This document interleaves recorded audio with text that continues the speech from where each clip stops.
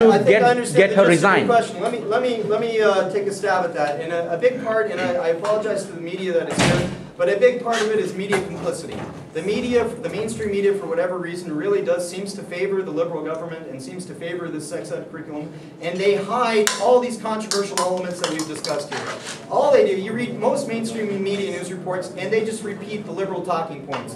Snapchat wasn't around, Facebook wasn't around, we need to deal with sexting, cyberbullying. They just repeat these non-controversial elements that parents never said they have a problem with. Parents have never said they have a problem with talking about Snapchat or sexting or cyberbullying. That's not a problem. That's not why we want the curriculum repealed. We want the controversial elements of the curriculum repealed. So we do ask for more, we need more honesty from the mainstream media to be truthful about what are the actual concerns of parents and not put up straw men for the Liberals to knock down. I would like to ask you what kind of direction you are having for the parents after 1st of October, because they would like to know where they are going and what would be the end of this whole thing is happening, the struggle and where you are doing, and everybody's together here today, but they want to know what is the destination for all this is happening. I'll take the first stab, then I'll allow others to comment on it, please. But as an organizing body, the Canadian Families Alliance, there's been numerous strategies discussed and on the table, but we are not at a point where we're ready to announce anything specific after October 1st. There have been really quite a creative array of options that are available, from further protests to legal options to suing the government, to suing Minister Scandals and the Premier, to suing school boards, to civil disobedience, to disruption strategies to make it so difficult for school boards to operate that the teachers just don't want to teach this junk anymore, and they start pushing back against the Liberal government. To more education and outreach to the general public, to make them aware of the radical stuff that's in here so that more parents become involved in the fight, and just eventually the numbers overwhelm the government resistors. Anyone else?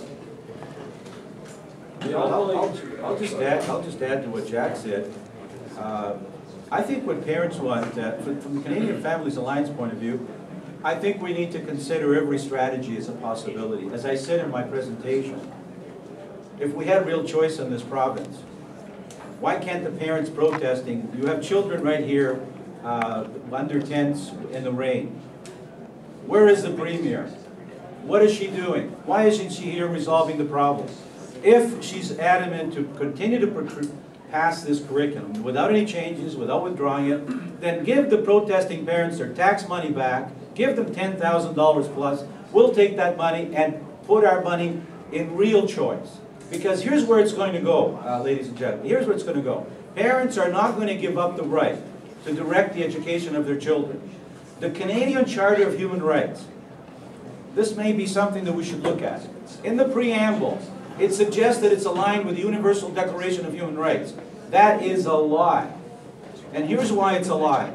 When you read that the sub-communities have rights, like reproductive rights, sexual rights, this is an absolute lie. I challenge anyone here to read the Universal Declaration of Human Rights. It is not aligned with the Ontario Human Rights Code, and it can't be challenged. So my point is, it will continue to be an issue because parents love their children.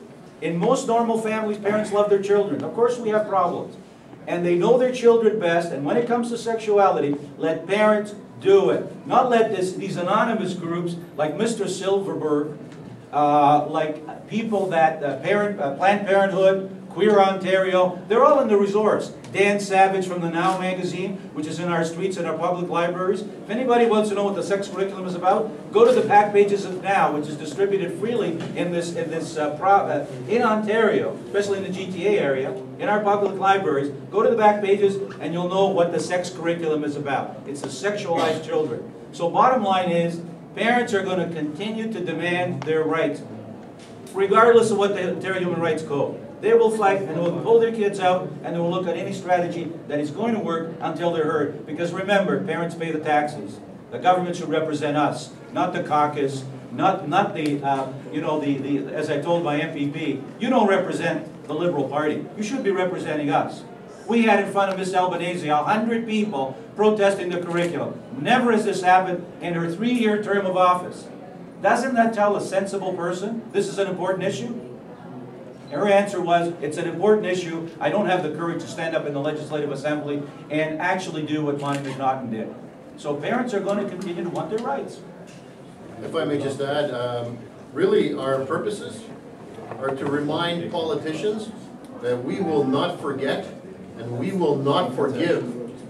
Whatever is done politically can be undone politically. And that is the message that we want to make loud and clear.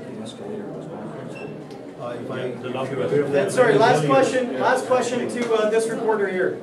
And then, unfortunately, the children at Thorncliffe Park have to go back to school. My question does have to do with what you touched on a couple of times with the politicians. I understand that there were 103 MPP offices picketed, or there were protests in front of them. Do you see, particularly amongst the Conservatives, a point where politicians will actually see this as not a political liability, but look to parents' rights? Do you see a change, particularly with Patrick Brown now as leader of the Conservatives, and now that you've expressed it to many MPs, that the politicians are actually on your side? I'll take a stab at it first. Absolutely. I think politicians will eventually follow the numbers. The thing they care most about is getting elected. You know, Monty McNaughton is a rare breed. He's a principled man. He's very committed to defending parental rights and protecting children from being sexualized. And he is fighting all the way. He's not giving up. And I think he's being encouraged, and other progressive conservative MPPs I know are on record saying they're encouraged by seeing the large and growing protests as well, the growing number of parents who are learning about their curriculum and contacting them and demanding that it be repealed. So absolutely, I think as these parental rights, as the parental rights movement gets larger and larger, I think the Conservatives especially will be emboldened to be more aggressive, attacking this curriculum and its foundations, working to repeal it. And I think, you know, there's even a possibility. Look what happened in Alberta provincially. Alison Redford, the Progressive Conservative Party leader, was turfed by her own caucus because she was so scandalous that the backbench Progressive Conservatives out there in Alberta thought, hey, if we don't get rid of her, we're going to lose our jobs. The same thing could happen in Ontario. Backbench Liberal MPs and cabinet ministers could realize, hey, if Kathleen Wynne doesn't get turfed, we're going to lose our jobs in 2018. So a caucus revolt within the Liberal Party is possible. Do you have more MPPs on your side now that after those protests? Do you have some that... Yes, there are more MPPs on record saying that, yeah, I'm opposed to this curriculum for different reasons. And they were saying that to the people who were out Yeah, there protesting? saying it to the people at their protests outside their constituency office. Any kind of numbers as to how many MPPs 8 to 10 that we know. Is that multi-party or mostly conservative? No, all progressive conservatives. I just want to add one more thing. When it comes Yeah, to the so, community partners, okay, so Khalid just asked that, oh, sorry, go ahead. when it comes to the community partners, it opens a wide door to which community partners the teacher can invite, because this is a very important issue. We need to have a list of the community partners that teachers can invite them to the school to teach our children, because we trust our kids to the school and we do not know which outside parties will be invited to the school to teach our children. We need the Ministry of Education to provide a list of the community partners that they will be inviting to the school, so that parents will be able to know what kind of content will be delivered to the children. Because we all have a busy life, we have to work, we have many responsibilities we need to fulfill. We do not have any second to, all the time to go to the school to supervise what will be taught to our children. And as much as we trust the we lost the trust in the public school system, and we do not have any trust on the community partner at this moment. So we need to have that disclosed as soon as possible. And we invite the media who are here to go out and into the school next door where the Thorncliffe parent students or the Thorncliffe students are there. I'll lead the way, please. Thank you, everyone.